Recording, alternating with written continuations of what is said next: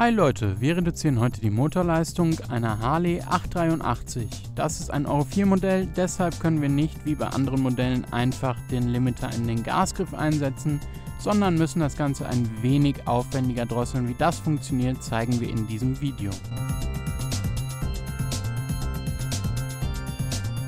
Als erstes lösen wir den Luftfilterdeckel, der wird gehalten durch eine einzelne Schraube. Danach können wir den zur Seite legen und haben dann Zugang zum Luftfilter selber.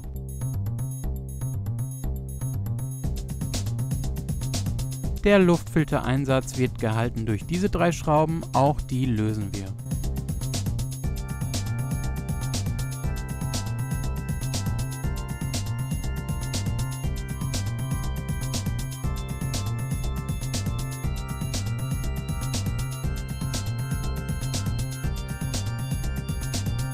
Danach müssen wir noch den hinteren Deckel entfernen, der wird gehalten mit zwei Schrauben. Das verschafft uns Zugang zum Drosselkappengehäuse. Man erkennt jetzt, hier sitzt so eine Dichtung hinter und ein paar Hülsen, die gehören eigentlich hier in das Filterelement rein. Das Teil legen wir jetzt erstmal so zur Seite.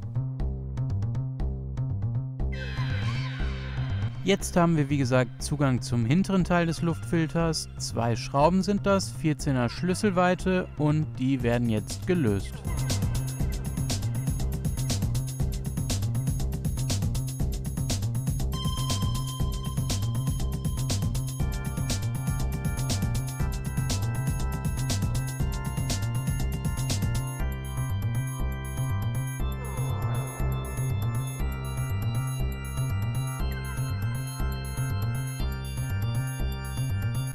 Gedrosselt wird dieses Fahrzeug mit einer Elektronikbox, so sieht die aus, die wird gleich in die Fahrzeugelektrik integriert.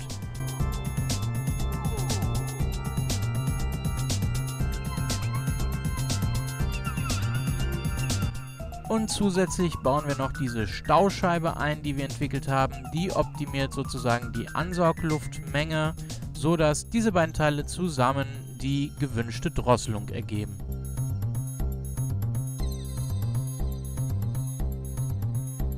Wir trennen jetzt das werkseitige Kabel von dem Drosselkappenpotentiometer. Das ist dieses Bauteil hier. Da wird quasi der Winkel gemessen, der an der Drosselkappe anliegt. Wenn man hier Gas gibt, sieht man, wie sich das Ganze bewegt. Und setzen anstelle dessen dieses elektronische Bauteil, das das Ganze jetzt auf die gewünschten 35 kW reduziert. Das verbinden wir jetzt wieder mit dem Fahrzeug und der größte Teil der Drossel ist damit abgeschlossen.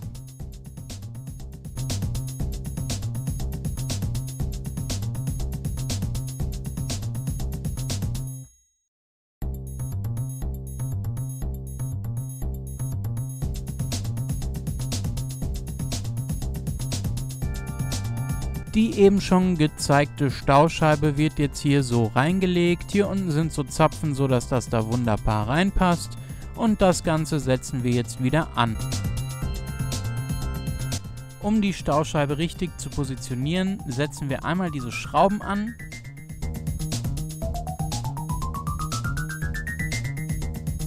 Sobald wir das gemacht haben, können wir den Deckel festschrauben und dadurch sitzt die Scheibe jetzt genau so, wie es entwickelt wurde, an der richtigen Stelle.